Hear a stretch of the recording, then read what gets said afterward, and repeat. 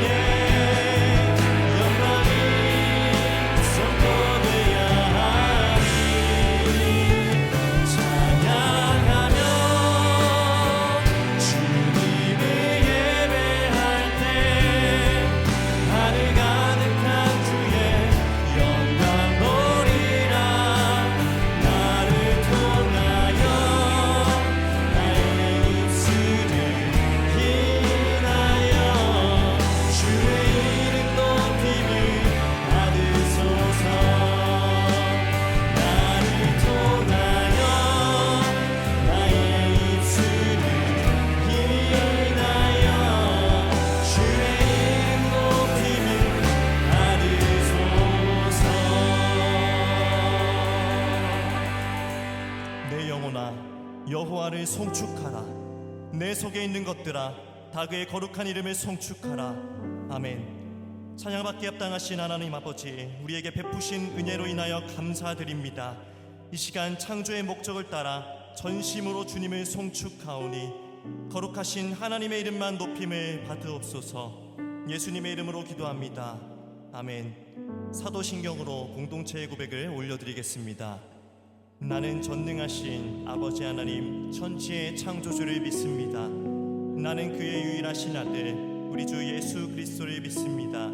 그는 성령으로 잉태되어 동정녀 마리아에게서 나시고 본디오 빌라도에게 고난을 받아 십자가에 못 박혀 죽으시고 장사된 지 사흘 만에 죽은 자 가운데서 다시 살아나셨으며 하늘에 오르시어 전능하신 하나님 우편에 앉아 계시다가 거기로부터 살아있는 자와 죽은 자를 심판하러 오십니다. 나는 성령을 믿으며 거룩한 공교회와 성도의 교제와 죄를 용서받는 것과 몸의 부활과 영생을 믿습니다. 아멘.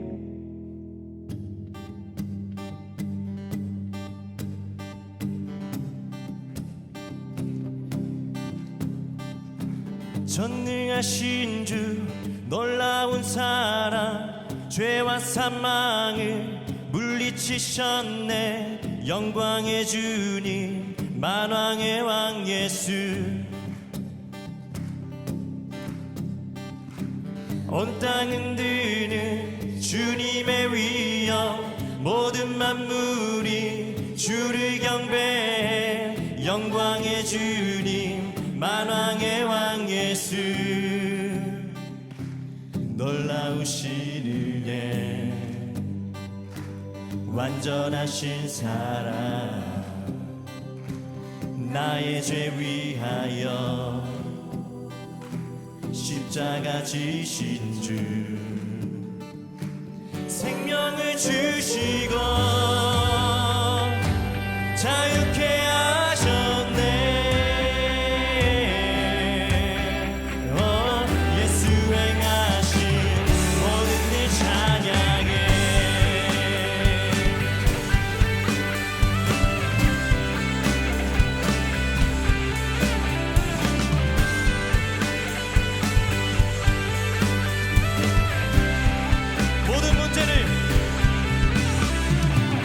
모든 문제를 다스리시는 고아된 우리 자녀 삼으신 영광의 주님 만왕의 왕 예수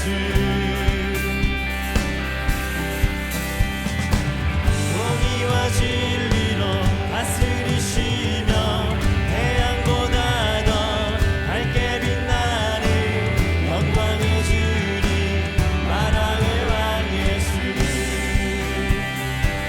놀라우신 은혜 완전하신 사랑 나의 죄 위하여 십자가 지신 주 생명을 주시고 자유케 하셨네. 예수 행하신 모든 일 찬양해.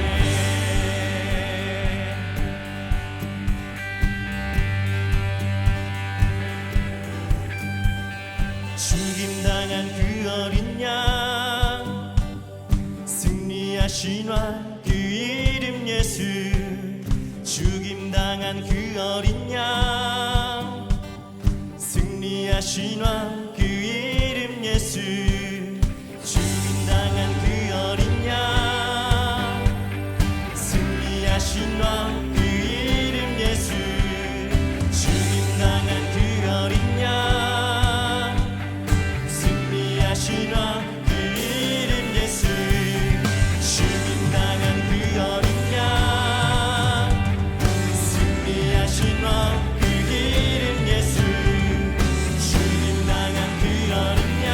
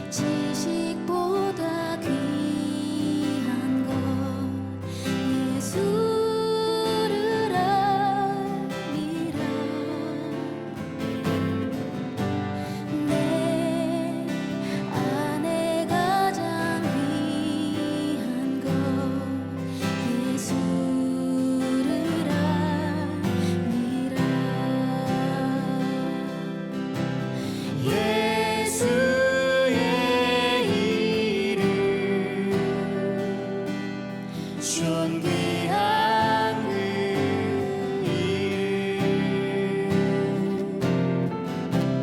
예수의 이름 능력의 그 이름 내 안에 가장 내 안에 가장 귀한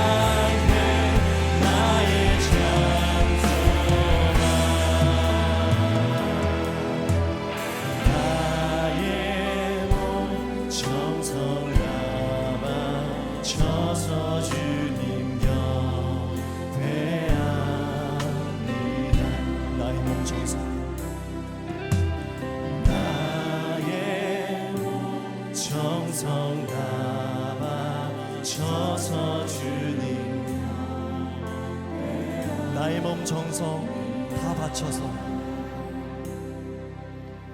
나의 몸 정성 다 바쳐서 주님 경배합니다.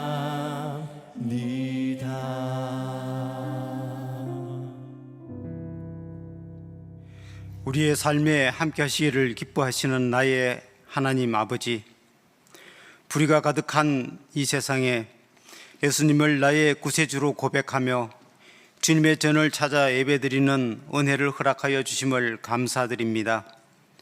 주님, 우리의 마음을 정결케 하셔서 오직 주님만 바라보며 전심을 다하여 예배드리게 하옵소서. 우리가 살아온 지난 주간에도 주님의 말씀과 명령에 순종하지 못하고서 세상과 보타며 주님의 말씀을 등지며 살아온 연약한 존재요 죄의 속성을 쉽게 버리지 못하는 우리를 용서하여 주옵시고 온전히 주님의 말씀을 따르며 살아가는 은혜를 허락하여 주옵소서. 주님, 평안한 세월을 살아가는 우리에게도 6월은 아픔이 가득한 달입니다. 74년 전 주일 새벽을 기점으로 시작된 전쟁으로 전국 방방곳곳 어느 곳 하나 성한 것 없이 부서지는 처참함을 우리는 6.25 전쟁으로 기록하고 있습니다. 전쟁의 처참함 속에서도 믿음의 사람들이 부르짖는 간절한 기도와 주께서 베푸시는 은혜 가운데 3년이 넘는 전화를 마치고 복구되는 힘겨운 시간 속에 하나님의 복이 무엇이며 하나님의 은혜가 어떠함을 우리는 경험하였습니다. 주님의 도우심으로 우리는 빠른 회복을 하여 오늘에 이르고 있지만 지금도 김일성 일가의 망국적인 행태로 북한을 거대한 감옥으로 만든 것에 부족하여 러시아와 중국의 힘을 빌어 핵전쟁을 운운하며 우리를 위협하고 있습니다. 주님, 전쟁은 여호와께 속한다고 하였으니 서로가 죽이고 빼앗아가는 세계 곳곳에 만연하는 전쟁의 아픔을 거두어 주셔서 하나님의 사랑을 나누는 평화로운 시대를 살아가게 하옵소서. 이 시간도 육신의 연약함으로 주님의 손길을 기다리는 환우들과 함께하는 가족들의 간절한 기도에 치유의 역사가 드러나게 하옵시고 경제적으로 정신적으로 어려움을 겪는 교우들의 간절한 소망의 기도에 두려워하지 말라 내가 너와 함께함이라 놀라지 말라 나는 내 하나님이라 됨이라 내가 너를 굳세게 하리라 내가 너를 도와주리라 참으로 나의 어려운 오른손으로 너를 붙들리라는 주님의 말씀이 기도하는 그들에게 응답이 있게 하여 주옵소서. 교회 여러 곳에서 수고하는 봉사자들의 수고를 기억하여 주옵소서. 의무감이 아닌 감사함으로 맡겨지는 일들을 감당하게 하옵시고 주어진 달란트 마음껏 드리는 봉사의 자리가 되게 하옵소서. 웨이처치 송중기 목사님, 예수가족교회 국형준 목사님, 함께 걷는 교회 김종철 목사님의 사역위에 함께하여 주옵소서. 마음을 같이 하는 믿음의 동력자들을 넉넉하게 세워주옵시고 하나님의 일하심을 보게 되는 사역이 현장이 되게 하옵소서. 미래자립교회와 세계 곳곳에서 예수님의 사랑을 전하는 선교사님들의 간절한 기도와 수고에 사역의 분명한 열매가 나타나게 하옵소서. 하나님 아버지, 사랑하는 정명호 담임 목사님과 동행하여 주옵소서. 육신의 강건함을 더하여 주옵시고 성령령 충만하게 하옵소서. 주님의 뜻하신 일에 귀하게 쓰임받는 주의 종이 되게 하셔서 주께서 기뻐하시는 종이 되게 하옵소서. 주께서 허락하신 사명 충실히 감당하도록 가정의 평강을 허락하여 주옵시고 함께하는 교육자분들에게도 동일한 은혜를 허락하여 주옵소서. 말씀을 듣겠습니다. 우리의 귀를 열어 듣게 하시고 마음에 새겨 주시는 말씀을 따라 살아가는 은혜를 허락하여 주옵소서. 감사드리며 예수님의 이름으로 기도드립니다. 아멘.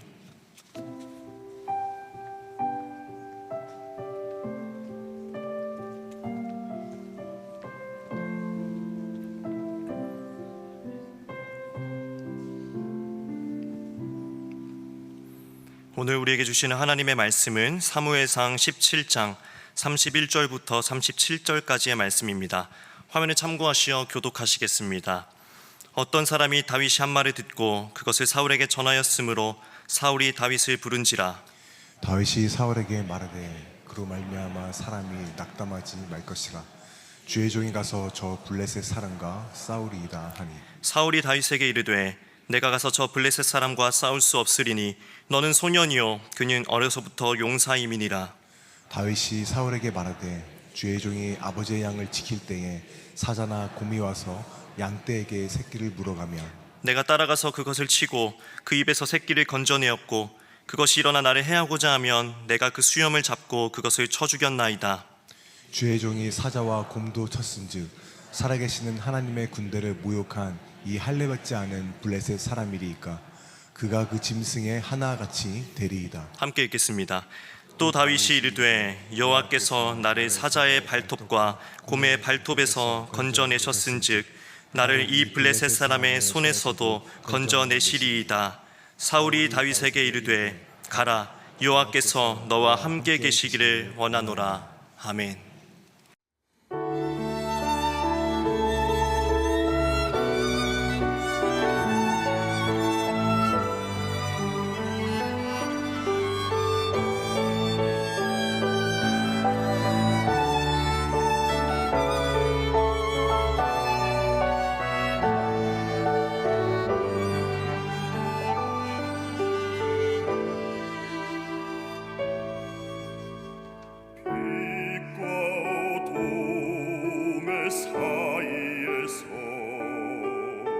진리와 거짓의 사이에서 결단이 필요한 순간 어느 편에 설 것인가. 순교자의 빛을 따라 주의 길을 쫓아서 십자가를 등에 지고 암만 향해 가리라.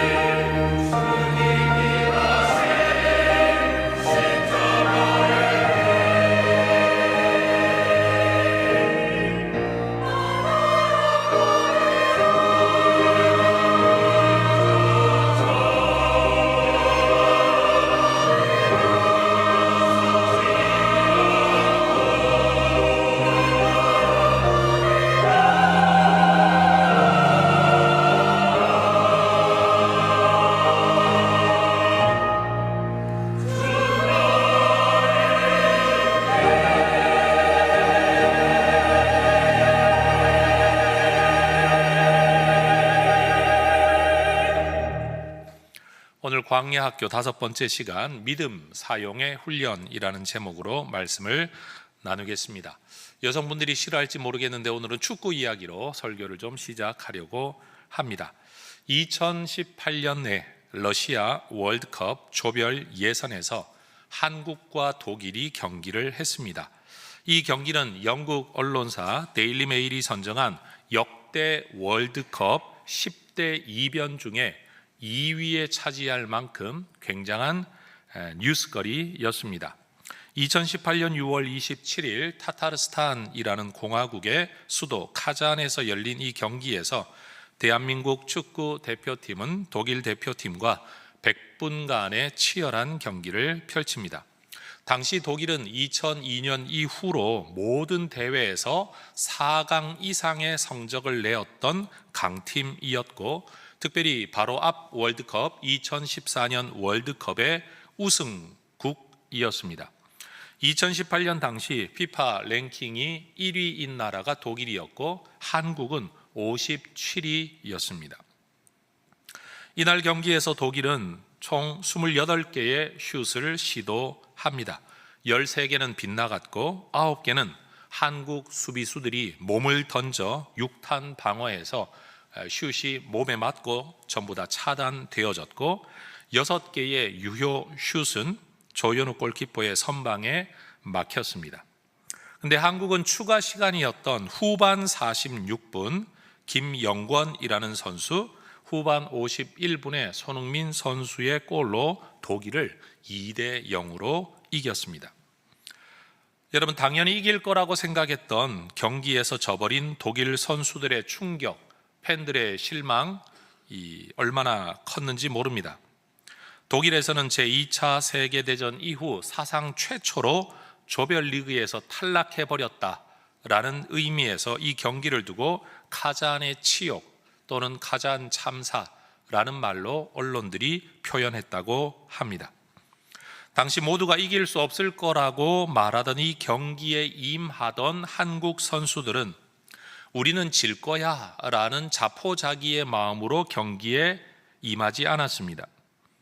한국 선수들은 우리가 독일보다 약하다는 것을 누구보다도 잘 알고 있었습니다. 그러나 그들은 지고 싶지 않았고 오히려 이기고 싶었습니다.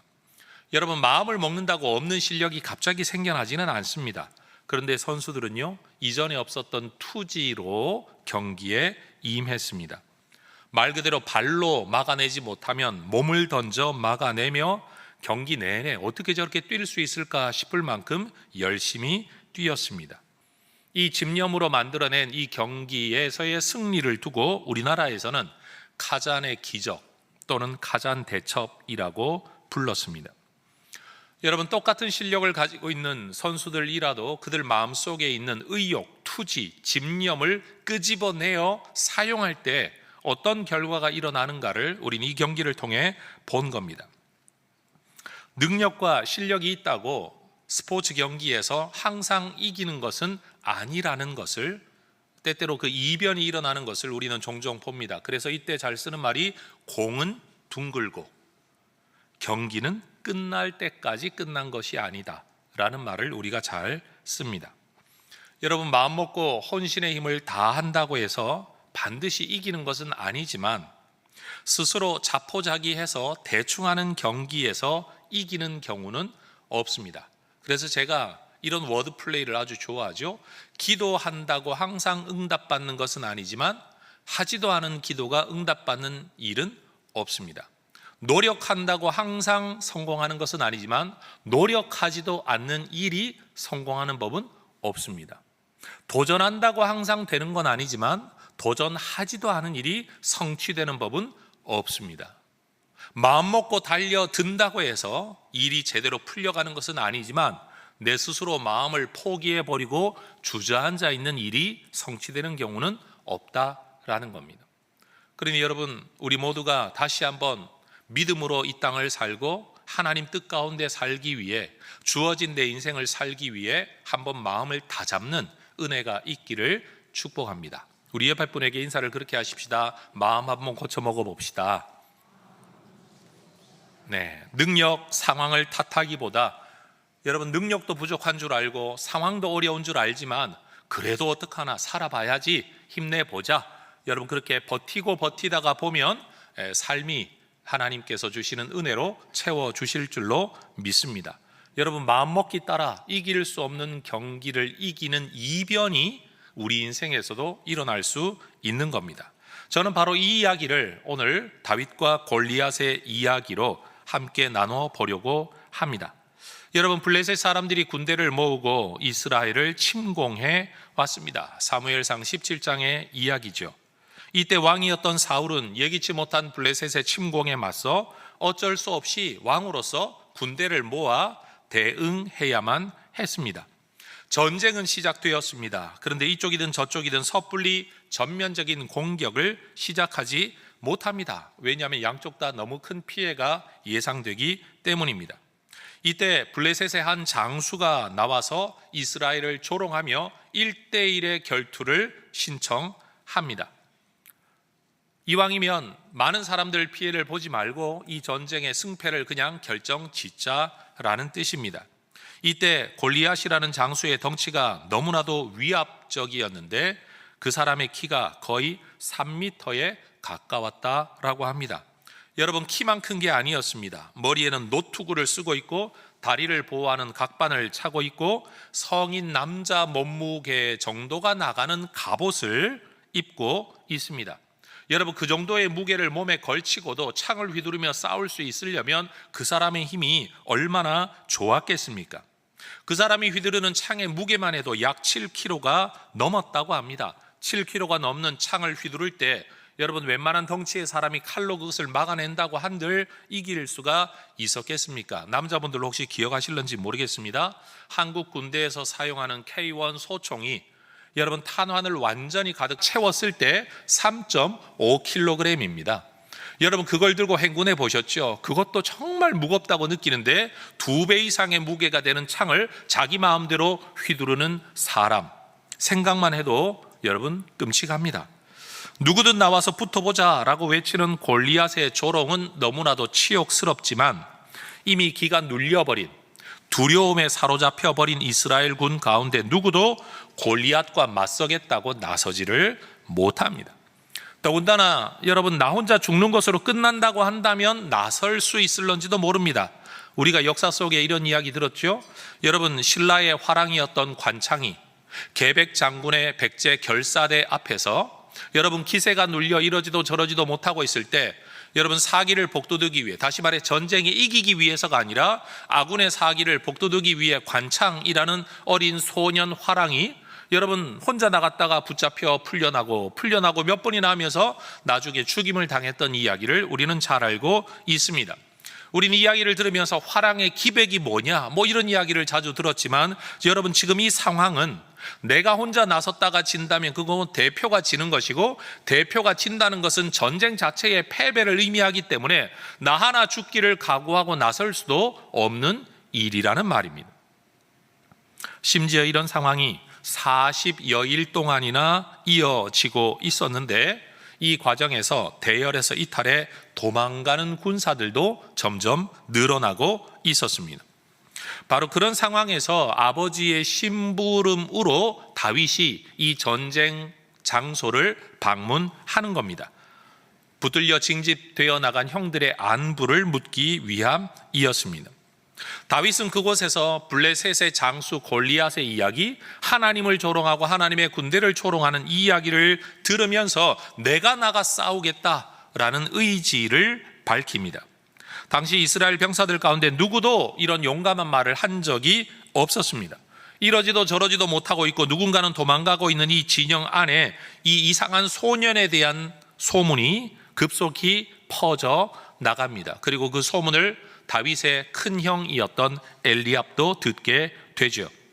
엘리압은 자기 동생을 찾아가 화를 냅니다. 너 양들은 어떡하고 여기 와 있냐? 네가 지금 무슨 말 하고 있는지 아느냐? 우리가 다 바보인 줄 아느냐? 너만 잘난 줄 아느냐? 이런 뉘앙스의 말을 하고 있는 겁니다. 엘리압 형은 이 사울 왕이 골리앗을 무찌르는 자에게는 이런 상을 주겠다라는 소문을 듣고 다윗이 그 상을 위해 만용을 부리고 있는 거라고 생각했던 것 같습니다. 군대에 징집도 되지도 못할 어린 소년, 죽고 사는 전투를 단 한 번도 경험해 본 적이 없는 왜소한 소년이 지금 누구도 맞서지 못하는 저 거인에게 맞서겠다라는 모습은 형이 보기에는 정말 만용이었고 사울 왕이 보기에도 애처로운 모습이었습니다. 너는 싸울 수 없다. 너는 어린 소년인데, 저 사람은 어린 소년일 때부터 전장에서 성장한 대단한 용사이다. 여러분, 객관적으로 볼 때 엘리압이나 사울의 판단은 틀린 것이 아닙니다. 객관적으로는 맞는 판단입니다. 그러나 이 상황에서 이스라엘의 군대이든 엘리압이든 아니면 사울이든 그들의 판단의 근거는 뭐냐면 골리앗의 크기, 골리앗의 힘, 골리앗의 능력, 자기들보다 비교 우위에 있는 골리앗의 능력을 생각하고 골리앗과 비교했을 때 비교 하위에 있는 우리의 능력, 우리의 힘, 우리의 크기가 그들의 판단의 근거였습니다. 골리앗 앞에 그들 자신은 너무나도 초라해 보였습니다. 어쩌면 큰형 엘리압은 골리앗 앞에서 아무것도 하지 못하는 자신의 무기력함과 자격지심 때문에 오히려 다윗에게 분노하고 있는지도 모릅니다. 저는 이 이야기를 묵상할 때 가끔씩 이 사람의 입장에서 저 사람의 입장에서 성경을 생각할 때가 있는데, 저는 엘리압의 입장에서 이 본문을 생각해 보면 요즘 이런 생각이 들어요. 여러분, 혹시 여성분들 이런 경우 경험하셨는지 모르겠습니다. 어느 날 집에 자녀에 대한 문제이든 경제의 문제이든 집안의 문제에 대해서, 아니면 이제 점점 연로해지셔서 건강이 약해지는 어른들에 대하여서 어떤 이야기를 했는데 갑자기 남편이 버럭 화를 낼 때, 아니 저 사람이 미쳤나? 뭐 어쩌라고 화를 내? 라고 생각되실 때가 있는지 모르겠습니다. 제가 한 남자의 입장에서 이런 생각이 드는 거예요. 풀어야 될 숙제인 줄은 아는데 내게 풀 능력이 없을 때 그 무능력한 내 자신이 너무 그냥 마음에 안 드는 거예요. 그래서 사실 화를 아내에게 내고는 있는데 그게 아내에 대한 화가 아니라 나 자신에 대한 화일 때가 있어요. 자녀들에 대해서도 마찬가지예요. 자녀들에게 대해서도 뭔가 싫은 소리를 하고 있는데 그건 자녀들에게 대한 싫은 소리가 아니라 그 자녀들에게 도움이 되지 못하는 나 자신에 대한 싫은 소리일 때가 있어요. 저는 지금 그게 정당하다라고 말하는 게 아니라 그럴 때가 있다라는 겁니다. 여성분들 이해해 주시기를 바랍니다. 목사로서도 똑같아요. 여러분, 풀어야 될 숙제가 있고 해야 될 사역이 있는데 이게 되지 못하면 자기도 모르게 그냥 버럭 화가 날 때가 있어요.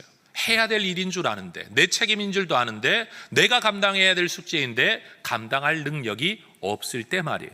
근데 더군다나 나는 못한다고 하는데 누군가가 나서서 그걸 아무렇지도 않은 것처럼 이야기를 하면 더 화를 돋구는 거죠.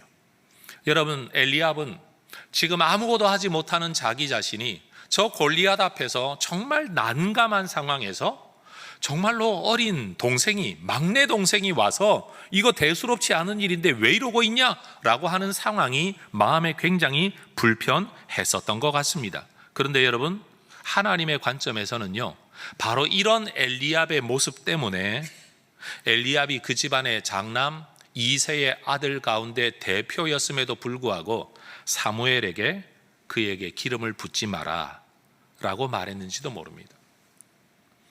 하나님이 예비한 종이 있다라고 하나님 말씀하시면서 사무엘에게 이새의 집안으로 가라고 했을 때 사무엘조차도요, 엘리압을 보자마자 이 사람이다 라고 확신을 가질 만큼 외적으로나 모든 면에서 그에게서 가능성을 보았습니다. 근데 하나님은 사무엘에게 말씀하시죠. 내가 택한 사람이 아니다. 외모를 보지 마라. 나는 중심을 본다. 하나님이 그렇게 말씀하신 겁니다. 여러분, 어떤 면으로 보든지 엘리압은 리더가 될 만한, 한 나라의 왕으로 세움을 받을 만하다라고 사무엘 선지자에게조차도 인정받을 만한 사람이었습니다. 그러나 그의 내면은 하나님 보시기에 그렇지 못했습니다. 자기 자신과 골리앗을 비교하는 사람들, 이 눈과 관점을 가진 사람들, 그래서 아무것도 할 수 없다, 오히려 두려워하고 있는 사람들 사이에서 어린 소년 다윗은 어떤 관점을 가지고 있었느냐? 골리앗과 나를 비교하는 게 아니라 골리앗과 하나님을 비교하는 관점을 가지고 있었습니다. 그는 지금 이 상황을 저 사람 앞에 우리가 어떻게 나설 수 있냐라는 상황으로 본 게 아니라 저 사람을 하나님이 어떻게 하기를 원하시는가라는 관점으로 바라보는 겁니다. 여러분, 세상에서는 배경이나 능력을 보고 사람을 사용합니다. 그런데 하나님은 마음과 중심과 태도를 보고 사람을 사용하십니다. 세상의 리더는 자신의 부족함을 채워줄 사람을 찾습니다. 그러나 부족함이 없으신 하나님은 자신의 부족함을 채워주는 사람을 찾는 게 아니라 하나님의 일에 동참하기 원하는 사람, 순종하고 헌신하기 원하는 사람, 하나님 앞에 바른 중심을 가지고 있는 사람을 찾으십니다. 여러분, 우리의 능력이 하나님의 일하심이나 하나님께 쓰임받는 조건이 아니라는 사실을 여러분 기쁨과 감사로 받으시기를 주의 이름으로 축복합니다. 세상에서는 배운 사람, 잘난 사람, 여러분 똑똑한 사람, 능력 있는 사람이 쓰임받는 게 당연합니다. 왜? 그게 필요하니까. 그런데 우리 하나님께는 그런 게 필요한 게 아니라는 거예요. 그래서 그런 조건으로 사람을 뽑으시지 않는다라는 겁니다. 상황을 바라보는 눈은 한 사람의 중심에서 나오는 것입니다. 어떤 상황 속에서 하나님은 보이지 않고 내 능력만 보이는 사람, 상대방의 크기만 보이는 사람이 있는가 하면 이 상황 속에서 하나님이 보이는 사람이 있다라는 겁니다. 여러분, 지금 우리가 직면하고 있는 상황 속에서 하나님을 보려고 의도적으로라도 생각할 줄 아는 하나님의 사람들이 되실 수 있기를 축복합니다. 상황을 바라보는 눈이 다르면 판단이 달라질 수밖에 없죠. 판단이 달라지면 행동도 달라지게 됩니다. 세상에서도 신앙을 완전히 걷어낸 일반 세상에서도 위기라고 말하는 때를 기회로 보는 사람들이 있습니다. 우리도 마찬가지여야 합니다. 하나님이 보이지 않는, 하나님 없다고 말하는 상황에서 하나님을 볼 수 있는 눈을 가진 사람들이 믿음의 사람인 거죠. 그래서 우리는 늘 기도해야 합니다. 하나님, 내 눈을 열어 주의 기이한 법을 보게 하시고 주님의 함께 하심을 보게 하시고 주님의 계획을 보게 하시고 이 상황 속에서 하나님이 하려고 하시는 하나님의 뜻을 볼 수 있게 해 주옵소서. 여러분, 그런 면에서 우리 모두가 눈 뜨이게 되기를 주의 이름으로 축복합니다. 여러분, 작은 소년 다윗이 거대한 장수 골리앗을 보았을 때 다윗이라고 왜 마음에 두려움이 없었겠습니까? 객관적으로 보면 분명 상대가 되지 않습니다. 그럼에도 다윗이 싸워보겠다고 나서는 데는 다윗 나름의 근거가 있었습니다.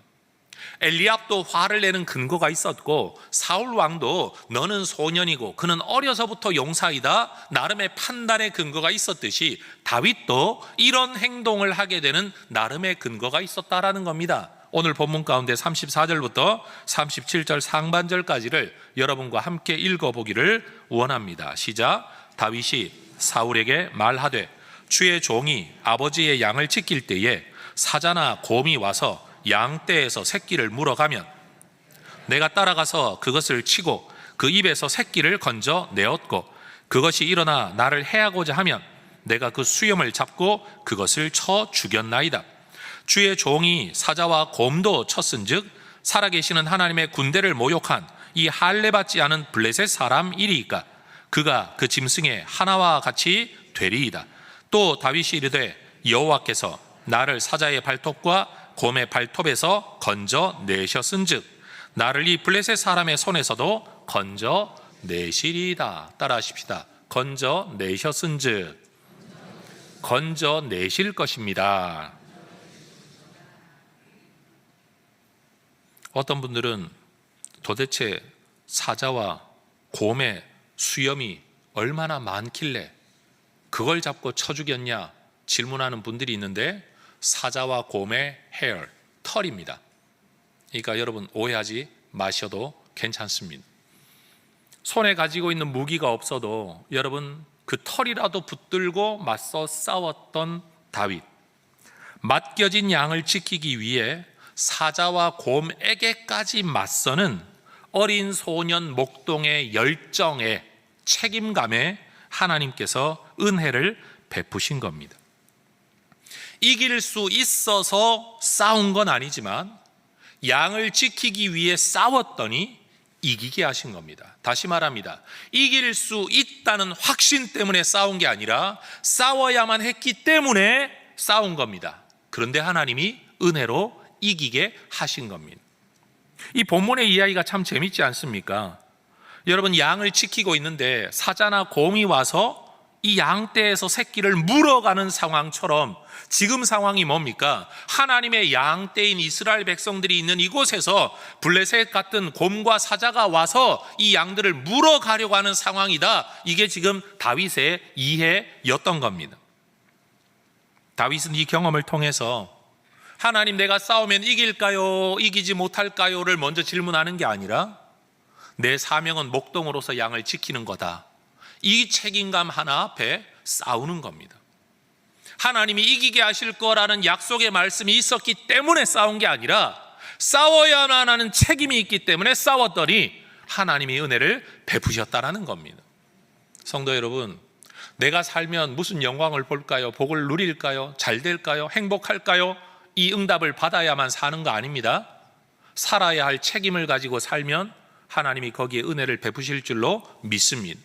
여러분, 목사 되는 사람 중에 내가 너를 쓴다, 능력 있게 쓸 거다 보장받고 들어오는 사람도 있지만 저는 그런 보장 없었어요. 그냥 하나님의 말씀을 전하기 원했고 이것이 하나님 기뻐하는 일이라고 여겼을 뿐이에요.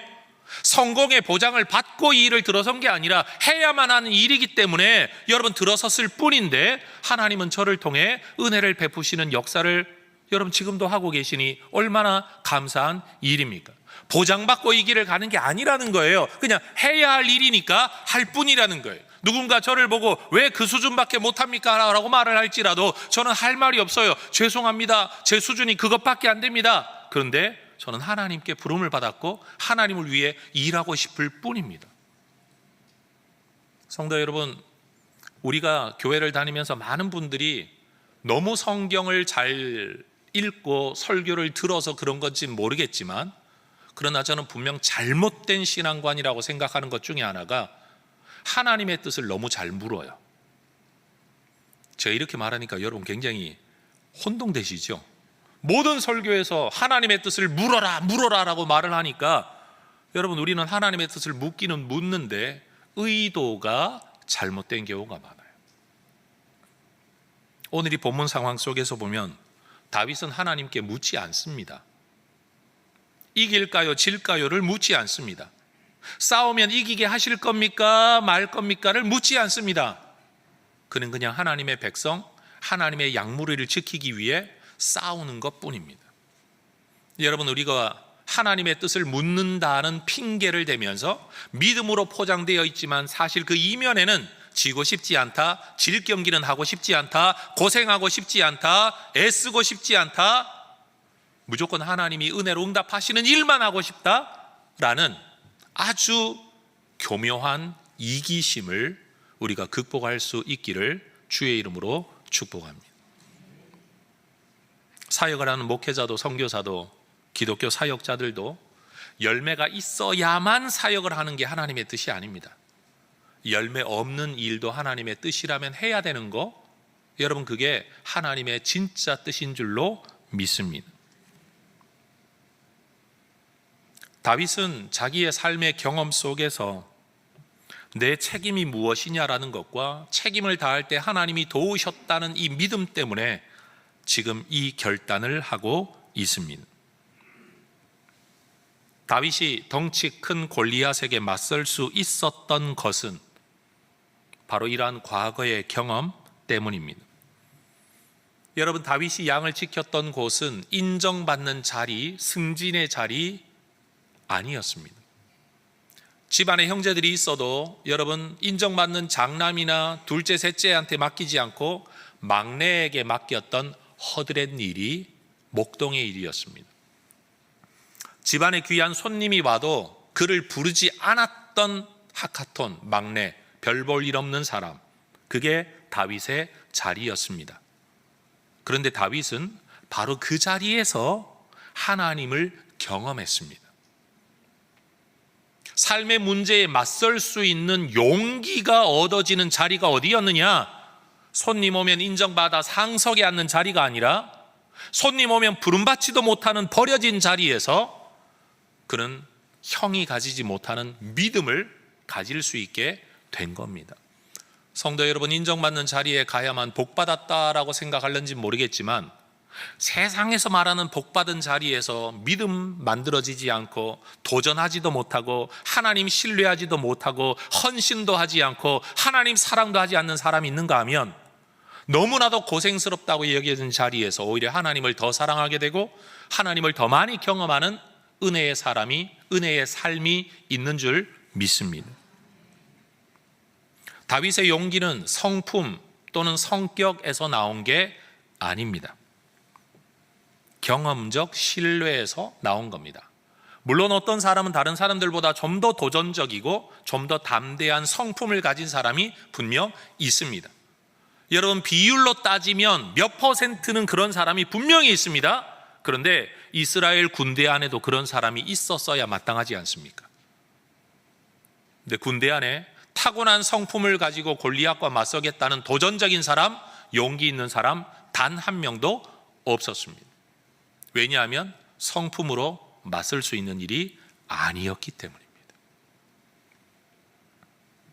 은혜의 경험 속에서 쌓여왔던 믿음, 제가 표현을 이렇게 바꿀게요. 하나님에 대한 신뢰가 이 문제에 맞설 수 있는 용기를 다윗 안에 불러 일으킨 겁니다.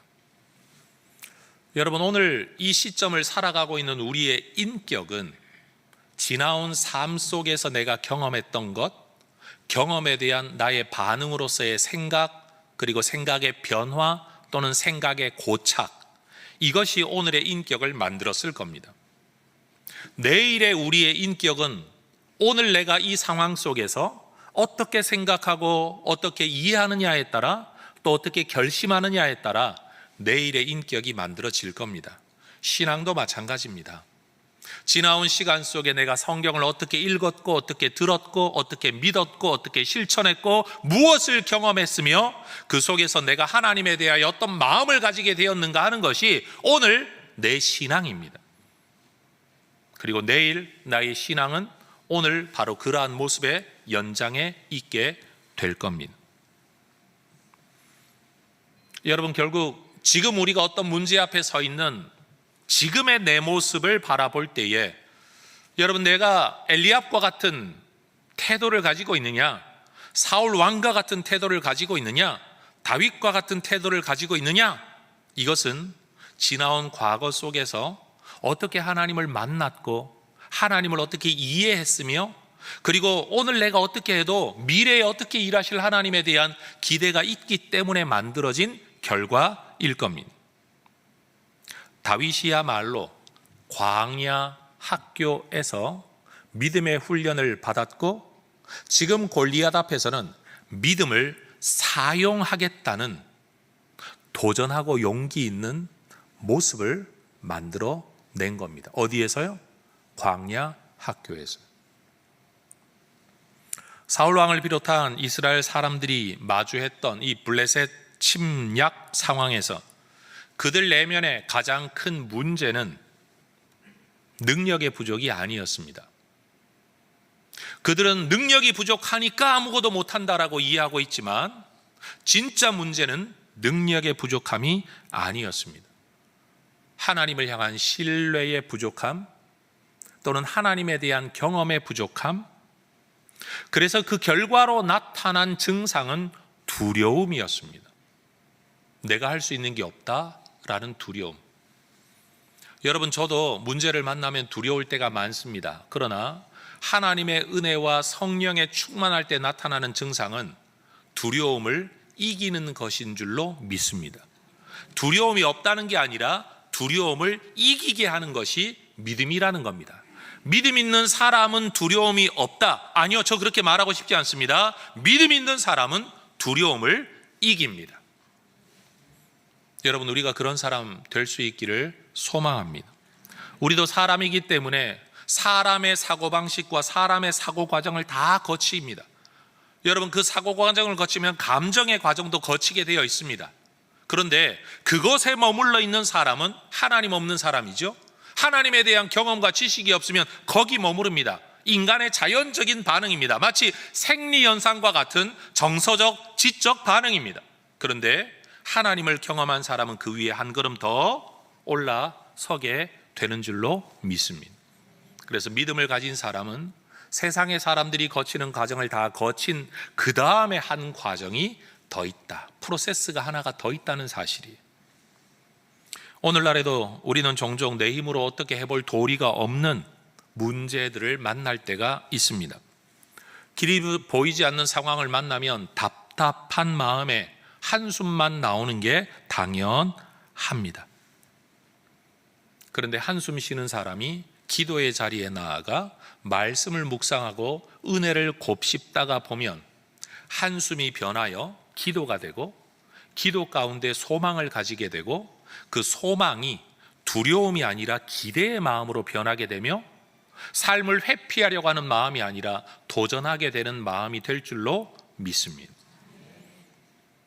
세상 사람들은 가지지 못하는 또 하나의 믿음의 프로세스를 우리 모두 가질 수 있기를 축복합니다. 저는 지금 자기를 과대평가해라 아니면 만용을 또는 허세를 가지라 말하는 게 아닙니다. 저는 개인적인 성격 성향에 있어서 여러분 허세 떠는 사람을 정말 싫어합니다. 허언 많이 하는 사람, 일을 시작하기도 전에 큰 소리 치는 사람들을 보면 별로 안 보고 싶습니다. 그건 제 성격입니다. 제 소심쟁이라서 그렇습니다. 그런데 여러분, 그런데 허세 떨던 사람도 문제 앞에 섰을 때 도망가는 사람이 너무 많습니다. 그런데 소심쟁이 같은 사람인데도 문제가 다가오면 하나님의 뜻인 줄 알고 받아들이고 맞서고 뚫어내고 돌파하고 견뎌내는 진짜 내면의 힘이 있는 사람들이 여러분 해성교회 안에도 많다는 사실을 제가 압니다.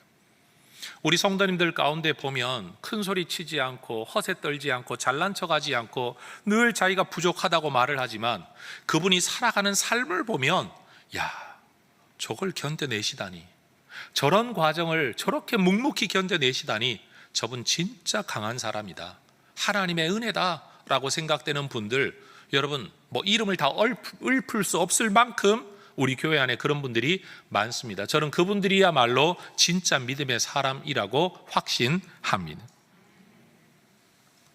오늘의 문제에 담대하게 맞서게 하는 힘, 내일의 염려거리가 있지만 염려이지만 염려로 살지 않고 기도 가운데 기대로 내일을 기대할 줄 아는, 맞설 줄 아는 힘, 저는 그것은 바로 은혜의 경험이다, 하나님이 베푸신 은혜에 대한 기억이라고 확신을 합니다. 여러분들의 지나온 삶 속에서 여러분 하나님께서 함께 하셨던 그 손길에 대한 경험들을 기억하시기를 축복합니다. 그리고 그것이 오늘의 문제에 맞설 힘이 될 수 있기를 또한 축복합니다. 어떤 분들은 믿습니다라고 말을 하는데 믿는다는 말에 비해 살아가는 모습 속에서는 너무 회피, 비겁함 또는 너무나도 의욕 저하, 때로는 믿음의 모습이 아닌 방법으로 반응하는 분들을 만날 때도 있습니다. 우리가 문제를 만났을 때 가장 크게 고려하고 있는 것이 무엇이냐라는 것을 보면 그 사람의 가치, 그 사람의 중심, 그 사람의 태도, 더 나아가 그 사람의 믿음을 볼 수 있는 줄로 압니다. 때로는 내가 가장 큰 걸림돌이라고 여기는 게 무엇인가를 보면 또 그 사람의 중심과 가치와 태도와 믿음을 볼 수도 있겠죠. 여러분 무엇과 무엇을 비교하고 계십니까? 무엇 때문에 못하겠다라고 판단하고 계신 겁니까? 그런 여러분의 판단 기준은 믿음 없는 사람들과 무엇이 다릅니까? 여러분 우리의 삶에 대한 우리의 관점이 사울이나 엘리압의 관점이 아니라 다윗의 관점이 될 수 있기를 소망합니다. 내가 예수를 믿습니다라고 고백을 하면 그 믿음을 오늘 내 삶의 문제 앞에서 사용할 줄 아는 효용성 있는 믿음, 사용되는 믿음, 증폭되는 믿음, 여러분 하나님에 대한 신뢰가 행동 가운데 나타나는 믿음이 될 수 있기를 소망합니다. 여러분 다윗은 믿음의 사람으로 이런 고백을 남겼습니다. 시편 18편 29절 같이 한번 읽어볼까요? 내가 주를 의뢰하고 적군을 향해 달리며 내 하나님을 의지하고 담을 뛰어 넘나이다. 적군 가운데로 달려 들어갈 수 있으려면 최소한 용기가 있어야 됩니다. 그런데 이 용기가 어디에서 나오는 걸까요? 나는 이길 수 있다 이게 아니라 내가 주를 의뢰하는 바로 거기에서 적진을 향해 뛰어 들어갈 수 있는 용기가 나왔다. 사실 시편 18편 29절의 말씀은 다윗이 골리앗이라는 이 적을 향해 달려 들어가는 이 모습을 그대로 묘사하고 있는 것 같아요. 인생의 담을 내가 뛰어넘겠다고 여러분 주저앉아 울거나 탄식하지 않고 일어서서 맞서겠다는 힘이 어디에서 나오는 겁니까? 내 하나님을 의지하는 하나님을 향한 믿음의 신뢰에서 나오는 것이라는 거죠. 여러분 어떤 문제를 만나든지 여러분의 믿음이 사용되기를 주의 이름으로 축복합니다. 묻어둔 믿음이 아니라 모셔둔 믿음이 아니라 이거 믿어요 저거 믿어요 저거 믿어요 하는 진술의 믿음이 아니라 사용되는 믿음. 그래서 우리의 삶이 다른 사람들은 이것저것 비교하고 이런저런 판단 때문에 주저앉아 있고 두려워하고 있고 못하겠다고 말할 때에 오히려 나설 수 있는 맞설 수 있는 우리의 믿음이 될 수 있기를 소망합니다. 이길 수 있다는 보장 때문에 싸우는 것이 아니라 싸웠더니 이기게 하시는 하나님의 은혜를 우리 모두의 삶에서 경험할 수 있기를 축복합니다. 기도하겠습니다. 하나님, 이길 수 있다는 보장을 받아야만 움직이는 사람은 참 믿음의 사람이 아니라는 것을 기억하고 해야 할 일이기 때문에 하나님 기뻐하시는 일이기 때문에 내 인생 걸겠노라 달려들 줄 아는 믿음의 사람들 되게 하옵소서. 진술하고 고백하는 믿음을 넘어서서 사용되는 믿음을 가진 하나님의 종들 되게 하옵소서. 예수님 이름으로 기도합니다. 아멘. 자리에서 일어나 찬양하며 봉헌하겠습니다.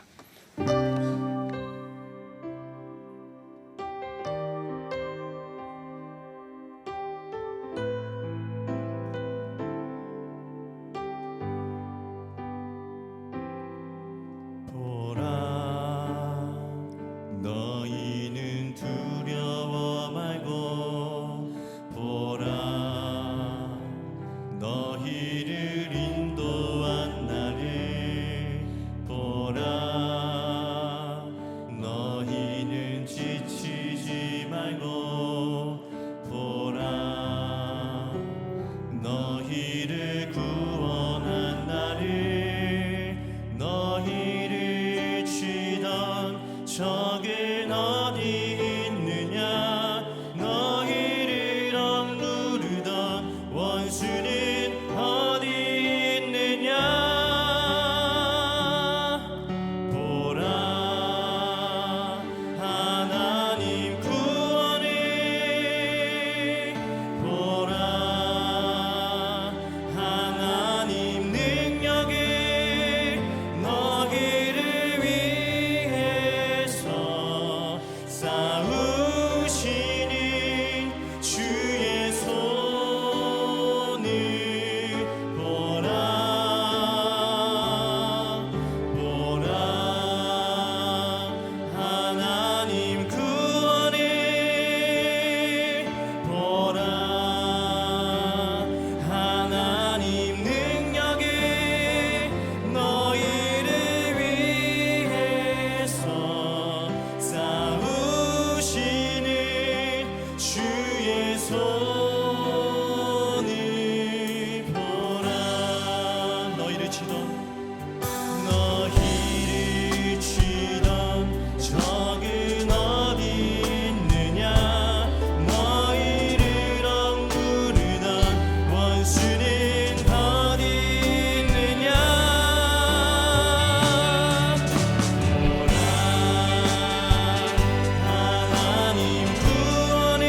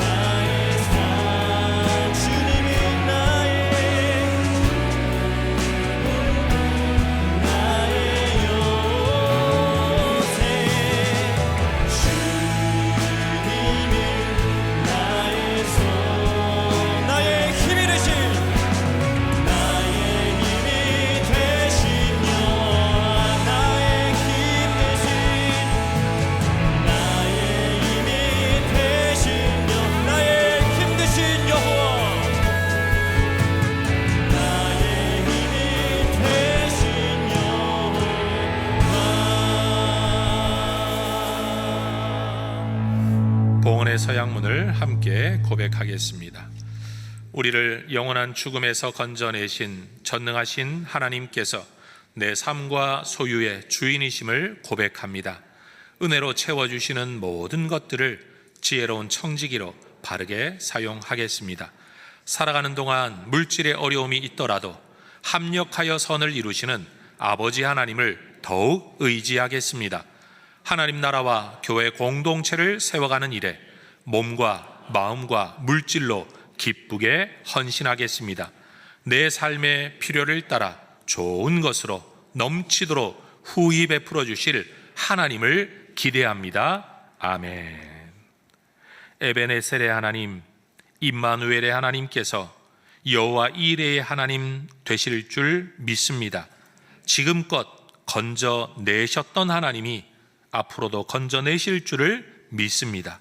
이제껏 수많은 고민과 걱정이 있었지만 그 모든 과정을 거쳐 오늘에 이르게 하신 하나님께서 앞으로의 염려 속에, 두려움 속에 있는 우리에게도 또 다른 은혜를 베푸실 줄 믿습니다. 이 믿음을 사용하여 삶에 맞서는 하나님의 종들이 되게 하옵소서. 기쁨으로 주님 나라 동참하며 하나님을 위하여 도전할 줄 아는 하나님의 종들, 하나님의 백성들이 되게 하옵소서. 엘리압과 사울처럼 앉아서 계산하는 자들이 아니라 하나님의 은혜를 힘입어 삶에 맞서는 하나님의 뜻에 동참하는 하나님의 종들 되어서 하나님의 은혜의 간증들이 날마다 쌓여가는 주의 종들, 믿음의 부유한 종들, 믿음을 사용하여 믿음의 근육이 키워지는 하나님의 백성들이 되게 하여 주시옵소서. 예수님의 이름으로 기도합니다. 아멘. 이제는 주 예수 그리스도의 은혜와 아버지 하나님의 사랑과 성령 하나님의 특별한 은총과 역사하심이 이미 주신 은혜에 근거하여 그 믿음을 사용하여 삶에 맞서며 문제에 맞서서 담을 뛰어넘고 적진을 향해 달려가기를 소망하는 우리 모든 애성의 가족들과 믿음의 백성들 위해 이제와 영원토록 함께 있을지어다. 아멘.